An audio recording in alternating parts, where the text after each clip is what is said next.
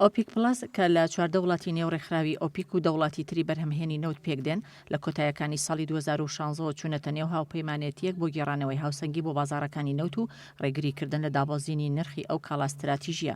دوای ئەوەی لە سەرەتای 2016دا نرخی بەرمیلێک نەوت بۆ 37 دلار دابەزی، وڵاتانی رووسیا، سعودیە، قەتەر، ڤەنزوێلا کەوتنەخۆ بۆ ڕێگریکردن لە دابەزینی زیاتری نرخی نەوت.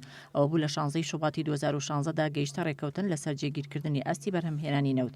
دواتر لە تشرینی دووەمی 2016دا وڵاتانی ئۆپیک بە هاوکاری رووسیا و چەند وڵاتێکی تر ڕێکەوتنێکیان ئیمزا کرد بۆ ئەوەی لە 6 مانگی یەکەمی 2017دا ئاستی بەرهەمهێنانی نەوت بە بڕی 1,200,000 بەرمیلی ڕۆژانە کەم بکەنەوە.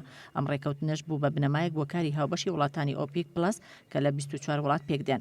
ڕێکەوتنەکەی ئۆپیک پڵەس ئەتاوەکو ئێستا 4 جار درێژ کراوەتەوە، دوایین جاریش لە کۆبنەوەی ڕۆژانی 5 و 6 کانون یەکەمی 2019دا ئەندامانی ئۆپیک و وڵاتانی دەرەوەی ئەو ڕێکخراوە ڕێکەوتن لەسەر ئەوەی کە لە چارەکی یەکەمی 2020دا ئاستی بەرهەمهێنانی نەوت بە بڕی 500,000 بەرمیلی تر کەم بکەنەوە. بەو شێوەیەش کۆی کەمکردنەوەی بەرهەمهێنانی نەوت دەگاتە 1,700,000 بەرمیل لە ڕۆژێکدا.